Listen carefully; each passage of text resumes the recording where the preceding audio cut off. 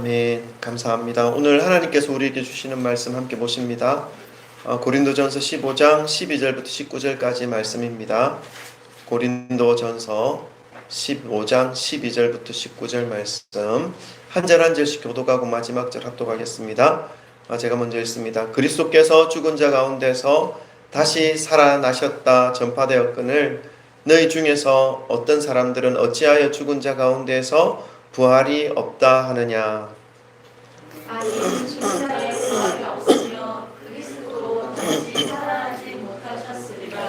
그리스도께서 만일 다시 살아나지 못하셨으면 우리가 전파하는 것도 헛것이요 또 너희 믿음도 헛것이며 또 우리가 하나님의 오직 증인으로 발견되리니 우리가 하나님이 그리스도를 다시 살리셨다고 증언하였습니다.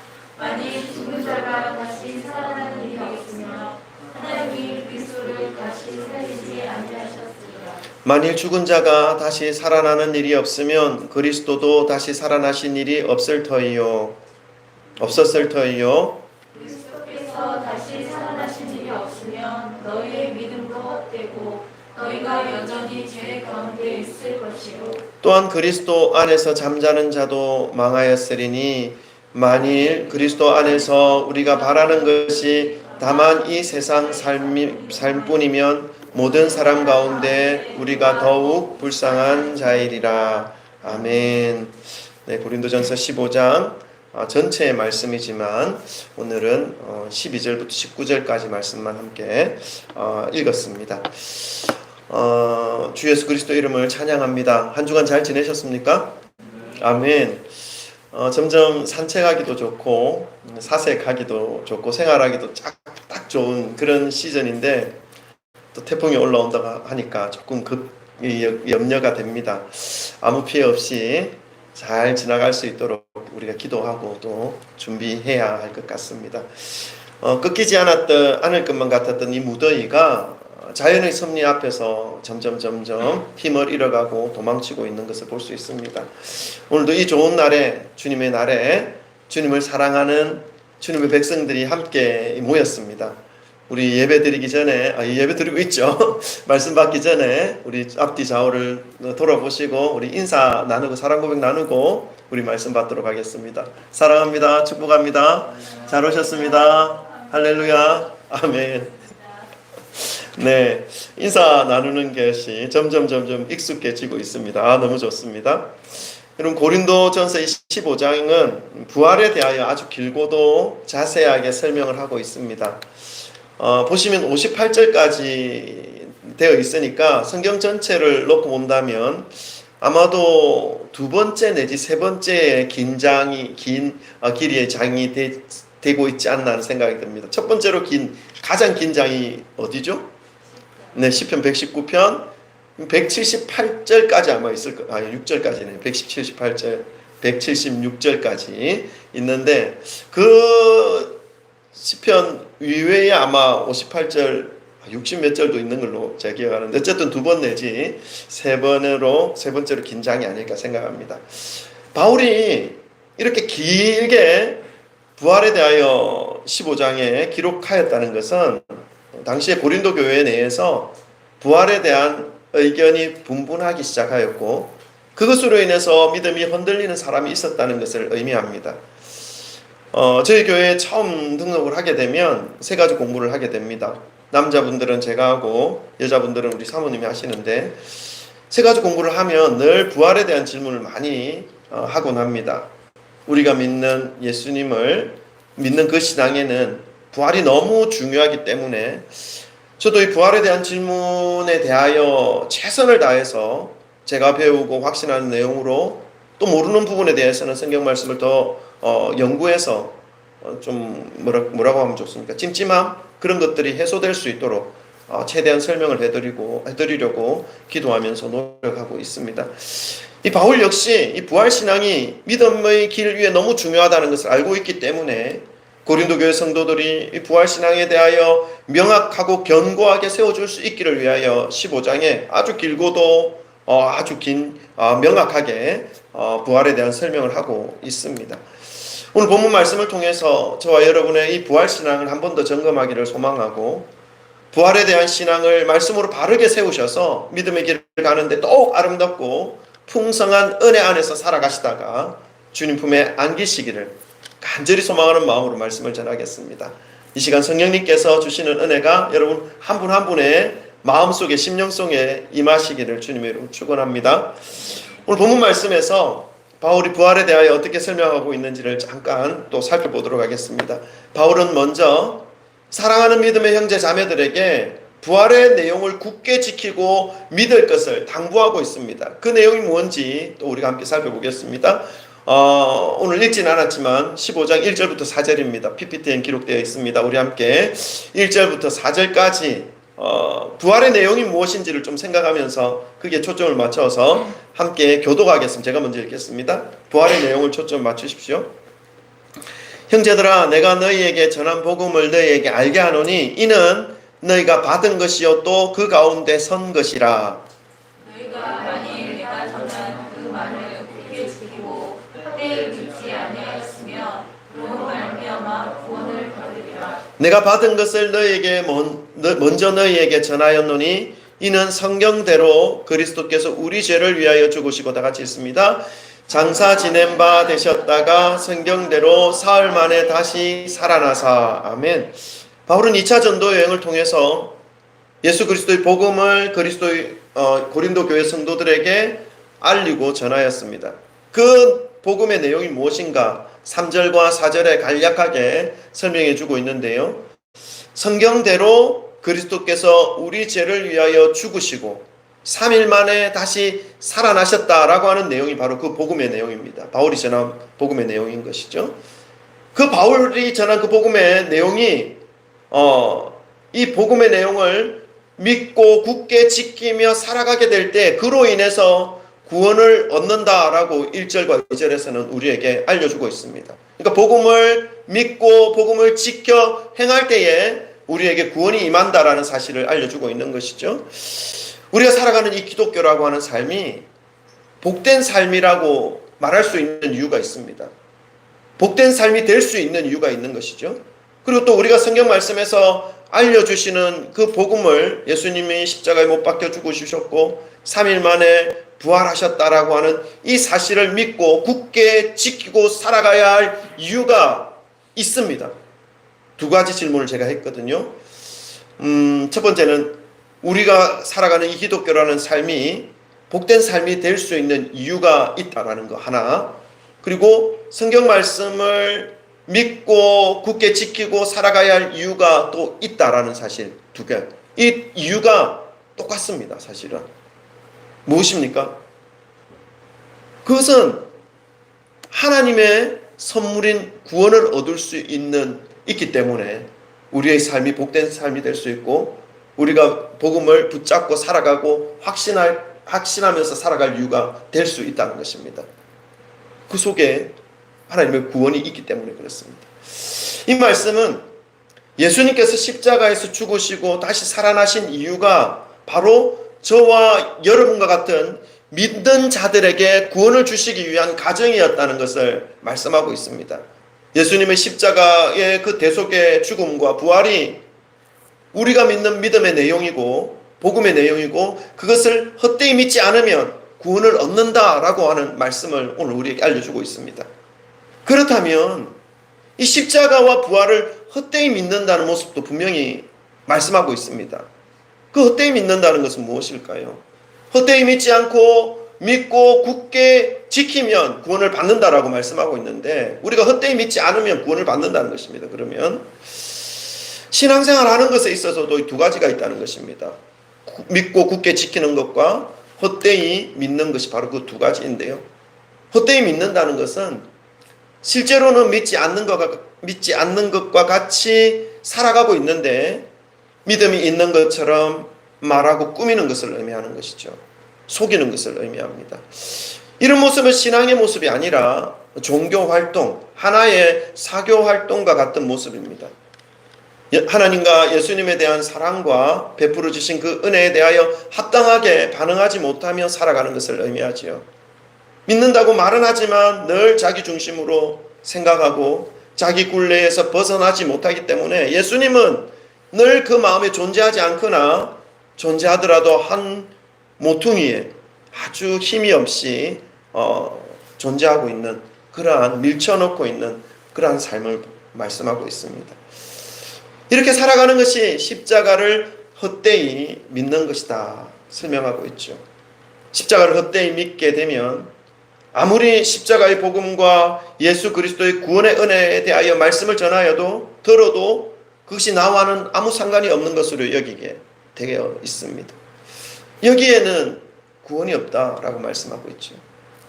여러분, 그렇다면 복음을 굳게 지키며 살아가는 것은 무엇을 의미하는 것일까요? 우리가 복음을 굳게 붙잡고 믿고 살아가는 곳에 구원이 있다 말씀하고 있는데 헛되이 믿지 않고 믿고 굳게 지키는 것은 무엇을 의미하는 것이겠습니까?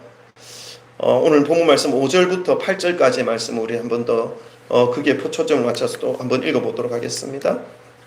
5절부터 8절은 우리 함께 합독합시다. 다 같이 읽습니다. 시작.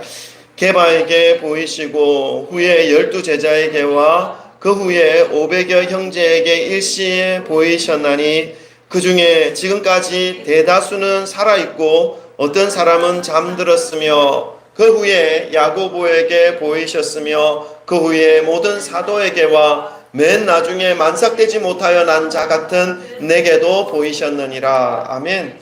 복음을 굳게 지키고 살아간다는 것, 그것은 예수님께서 십자가에 못 박혀 돌아가시고 장사 지낸 바 되신 후에 3일 만에 부활하신 것을 믿는 것을 의미합니다. 굳게 믿는 것을 의미합니다. 부활하신 예수님은 그냥 부활의 소식만 전하고 소문만 무성하게 만들어 놓으신 것이 아닙니다. 많은 사람들에게 부활하신 그 모습을 직접 보여주셨습니다.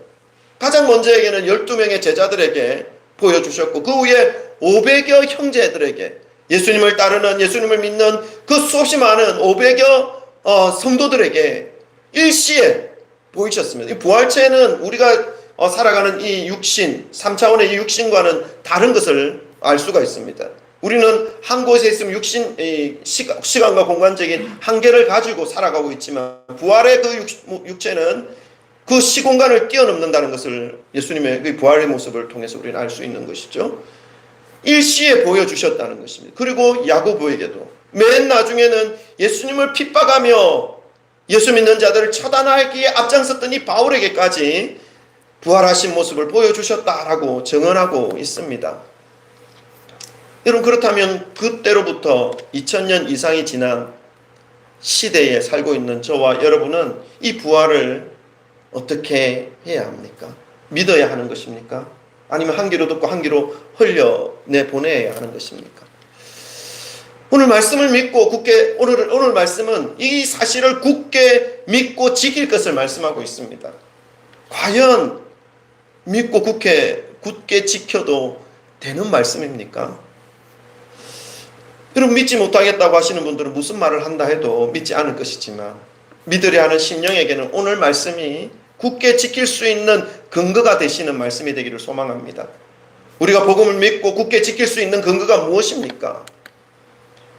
그것은 예수님의 부활을 목격한 제자들로부터의 정언입니다. 근데 이것이 믿을 수 있는 근거가 될 수 있는 건가 하는 그 마음이 여전히 존재하고 있습니다. 여러분, 믿을 수 있는 근거가 됩니까? 제자들의 이 정언이? 저에게 물어보신다면, 또 많은 사람들에게 물어보신다면 성경이 대답하는 것은 됩니다 라고 대답하고 있습니다. 왜냐하면 제자들이 예수님의 부활을 목격하고 그 삶이 완전히 변했다는 것을 우리는 이 말씀을 통해서 알 수 있기 때문에 그렇습니다. 여러분, 사람은 잘 안 바뀝니다. 요즘은 인터넷과 정보들이 워낙 많이 쏟아져서 거짓도 진짜처럼 포장되면서 마치 그것이 진짜인 것처럼 알고 있어서 절대로 자기 생각을 바꾸려고 하지 않습니다. 바뀔 수 있는 것이 있는데 어떻게 바뀌는 것입니까? 아, 그것이 거짓이구나 깨달을 때, 아, 그것이 내가 잘못 생각하고 있었구나 하는 것을 깨닫기 시작할 때 그 삶은 변화로 이동되어 옮겨지게 되는 것이죠. 예나 지금이나 인간은 비슷합니다. 자신이 확신하지 못하면 잘 변화하지 않습니다. 그러나 제자들의 삶은 부활을 목격하기 전과 후로 명확하게 변화된 것을 볼 수 있습니다. 예수님의 부활을 목격하기 이전의 제자들의 모습은 어땠습니까? 두려움과 공포에 휩싸여서 믿음을 숨기며 꽁꽁 숨기며 예수님을 아는 그 사실조차 숨기며 숨어 있었던 그런 제자들의 모습이었죠. 그런데 부활하신 예수님을 만나고 난 이후에 제자들의 삶은 완전히 바뀌었습니다. 사도행전 5장을 보니까 예수님을 3번이나 부인하며 저주했던 이 베드로가 예수님께서 부활하신 그 사건을 많은 사람들에게 증언합니다. 그러다가 예수님을 붙잡고 십자가에 못 박았던 이 사내들인 공회에 붙잡혀서 끌려갑니다. 그 끌려가서 채찍질 당하고 예수를 전파하는 것은 고사하고 예수의 이름조차 말하지 말라라고 엄히 경계함을 받고 풀려나죠. 그런 베드로를 보면서 거기에 핍박받았던 사도들이 그 핍박을 받으면서 한 말이 있습니다. 5장 41절에 그들이 이렇게 말하는데요. 사도들은 그 이름을 위하여 능력받는 일에 합당한 자로 여기심을 기뻐하면서 공회 앞을 떠나더라. 핍박을 받는 것이 합당하다. 핍박을 받아도 예수의 부활이 사실이다, 진실이다 라고 말하면서 그 자리에서 떠났다. 기뻐하면서. 여러분, 이러한 모습으로 예수님의 부활을 전한 대부분의 사도들은 이 복음 때문에 순교를 당합니다. 과연 거짓을 위해 목숨을 바치는 것이 가능했을까요, 여러분? 부활을 목격하지도 않은 사람이 부활을 증언하기 위해서 자신의 생명을 핍박받는 일에, 죽음을 당하는 그 일에 던질 수 있을까요? 또 한 사람이 아니라 대부분의 사도들이, 그 시대만 그랬던 것이 아니라 이후에도 계속해서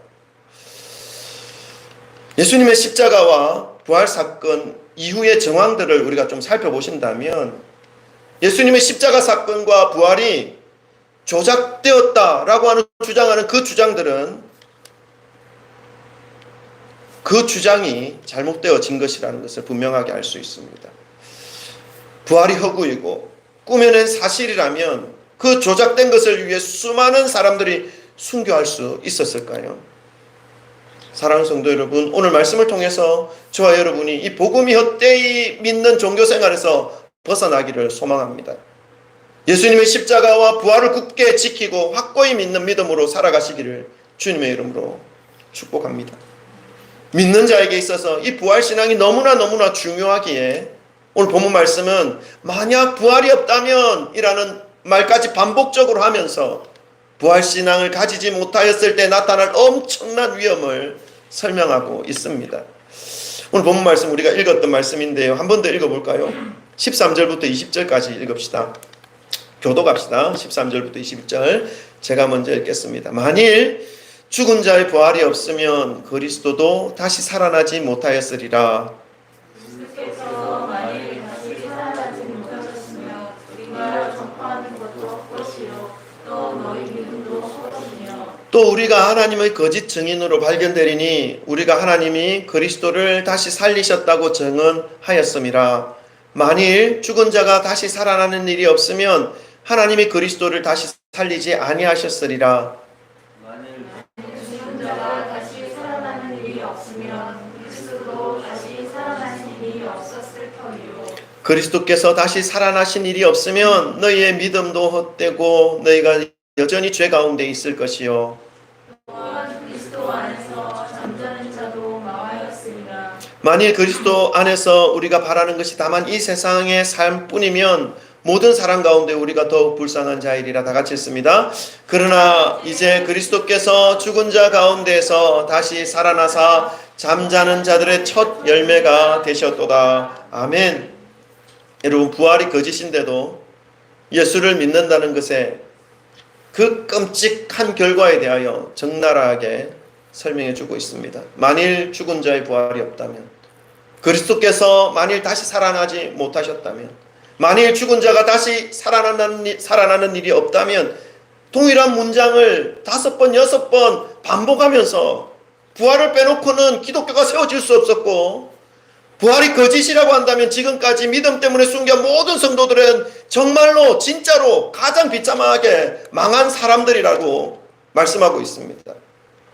또한 부활이 거짓이고 조작된 것이라면 그리스도를 위해 헌신하고 주님을 따르는 모든 자들의 삶이 가장 불쌍한 사람이라 말씀하고 있습니다.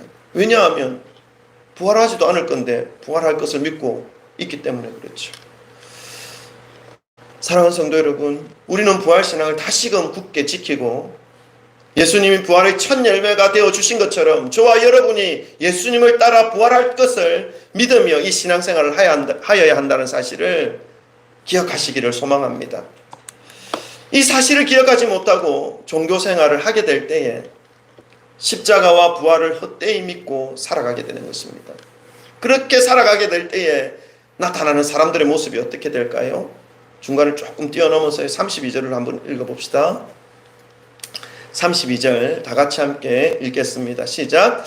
내가 사람의 방법으로 에베소에서 맹수와 더불어 싸웠다면 내게 무슨 유익이 있으리요? 죽은 자가 다시 살아나지 못한다면 내일 죽을 터이니 먹고 마시자 하리라. 아멘. 여러분 주변 사람들을 살펴보시기 바랍니다. 어떤 사람들은 믿음으로 산다고 하지만 이 세상이 전부인 것처럼 하고 살아가고 있습니다. 부활을 믿지 못하는 삶은 이 세상뿐인 것이죠. 그래서 오늘 말씀처럼 내일 죽을 터이니 지금 먹고 마시자 하면서 한 번뿐인 인생을 쾌락과 죄의 종으로 살아가려고 하고 있습니다. 그러나 오늘 말씀을 통해서 우리의 삶에 부활이 있다라고 하는 것을 더욱 확신하게 된 저와 여러분의 삶은 그래서는 안 된다는 것이죠. 이 부활신앙을 품은 사람들은 어떻게 살아야 합니까? 33절과 34절 그리고 58절 내용의 말씀이 있습니다. 우리 33절, 34절, 58절 33절 제가 읽고 34절 여러분이 읽고 58절 다 같이 읽습니다. 제가 먼저 읽겠습니다. 속지 말라. 악한 동부들은 선한 행실을 더럽히나니 깨어 의를 행하고 죄를 짓지 말라.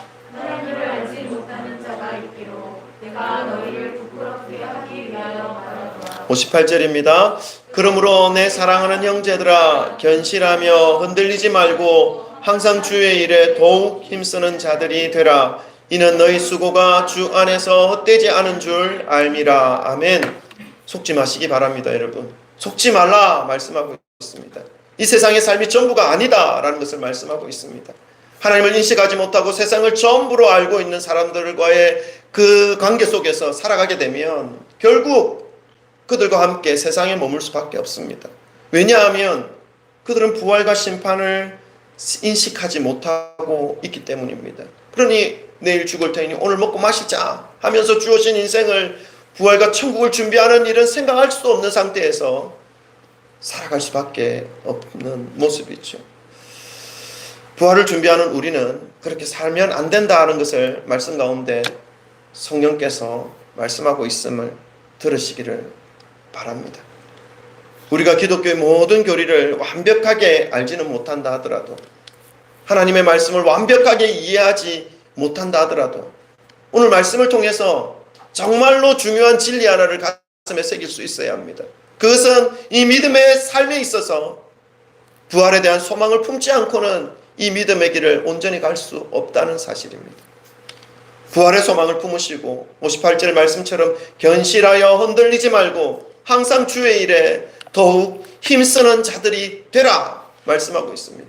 그리하여서 매일 새로운 한날 한날을 맞이할 때마다 하나님이 주신 이 부활의 은혜를 누리면서 또한 이 부활을 품고 살아가는 이 신앙의 삶이 결코 헛되지 않은 삶이라는 사실을 인식하면서 시간이 갈수록 세월이 갈수록 실제 삶 속에서 하나님의 놀라운 은혜를 경험하시고 확신하면서 이 땅에서의 삶에도 세상의 기쁨이 아닌 하나님으로부터 올라오는 기쁨과 감사로 채워지시는 그러한 삶이 되시기를 주님의 이름으로 축원합니다. 그리하여서 마지막 하나님 품에 안기는 그 순간 영광의 찬송을 주님께 올려드리는 모든 성도님들이 되시기를 주님의 이름으로 축원합니다. 아멘. 기도하실까요? 여러분 혹시나 우리의 삶 속에 믿음의 길 가는 이 발걸음 속에 부활에 대한 소망을 조금씩 상실하고 있지는 않았습니까? 혹시나 예수 그리스도의 그 부활의 첫 열매 되어주신 그 은혜가 내 삶과 연결되어지지 않는 그러한 신앙생활을 혹시나 하고 있지는 않습니까? 여러분, 우리는 매일매일 부활의 삶을 살아가는 과정 중에 있습니다. 매일 한날을 맞이할 때, 하루를 맞이하게 될 때 우리에게 부활의 은혜가 주어지는 것이죠. 그리고 마지막 순간 예수님이 이 땅에 오실 때 우리는 영광의 부활체로 주님 앞에 나아가는 그러한 존재입니다.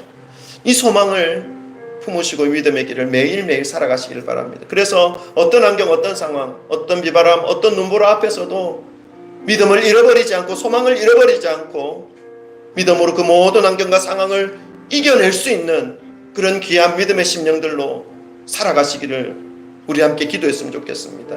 하나님, 제 삶 가운데 이 부활의 믿음이 더욱더 굳건하게 세워지게 하시고 견고하게 세워지게 하셔서 믿음의 삶이 하나님께 영광 돌리며 또 다른 많은 사람들에게 소망의 삶을 보여줄 수 있는 그런 삶이 될 수 있도록 하나님 도와달라고, 이끌어달라고, 주님 인도해달라고 우리 주여 세 번 부르짖고 함께 기도하도록 하겠습니다. 기도합니다.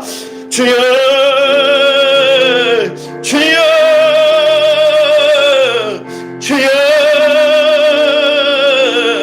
하나님 아버지, 감사합니다. 저희들에게 복음을 허락하여 주셔서 예수 그리스도의 그 십자가의 구속의 은혜와 부활의 영광을 아버지 하나님 가르쳐 주시고 깨우쳐 주시고 알려주시고 심어주심에 감사합니다.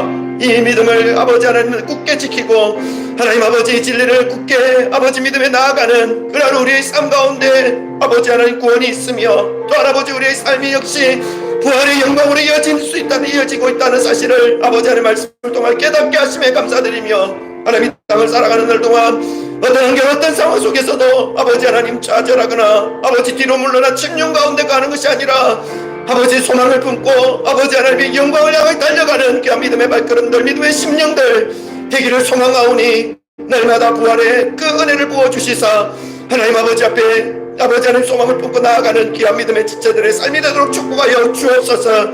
성령께서 날마다 함께하여 주셔서 아버지 하나님 이 부활의 신앙을 헛되이 믿는 자 되어지지 아니하게 하시고 아버지는 진실됨으로 믿고 나아가는 귀한 믿음의 삶이 되도록 주님 축복하셔서 그것 가운데 허락하시는 하나님의 은혜를 아버지 경험하며 날마다 주께 찬송드리는 귀한 믿음의 삶이 되도록 축복하여 주옵소서. 우리 아버지 하나님 사랑하는 모든 지체들의 삶 속에 이 부활의 은혜가 날마다 흘러가게 하여 주옵소서. 함께하지 못한 지체들에게까지 아버지 하나님 그 심령 가운데 은혜와 긍휼을 베풀어 주시사 주님 앞으로 나와 이 부활의 은혜 가운데 함께 기뻐하며 감사할 수 있도록 그 믿음과 신앙을 세워 주옵소서. 하나님 아버지 함께 하시기를 간절히 소망합니다. 아버지 감사합니다. 예수님 이름으로 기도합니다. 하나님 감사합니다. 저희들에게 부활의 은혜를 부어주시고 또 아버지 하나님 복음을 허락하여 주셔서 하나님 이 복음을 굳게 지키고 믿음으로 구원을 얻을 수 있는 그러한 은혜를 부어주심에 감사합니다. 그 부활의 내용, 그 복음의 내용이 예수 그리스도의 그 십자가이며 부활이었다는 사실을 다시 한번 마음에 새기고 아버지 하나님 우리의 삶 가운데 부활의 영광이 임하고 찾아올 것을 기억하며 소망 가운데 이 땅에서의 삶을 믿음으로 이겨낼 수 있는 부활을 준비하며 나아갈 수 있는 그러한 귀한 믿음의 삶이 되도록 주님 축복하여 주옵소서. 함께 하시기를 간절히 소망하오며 감사드리며 예수 그리스도 이름으로 기도드립니다. 아멘.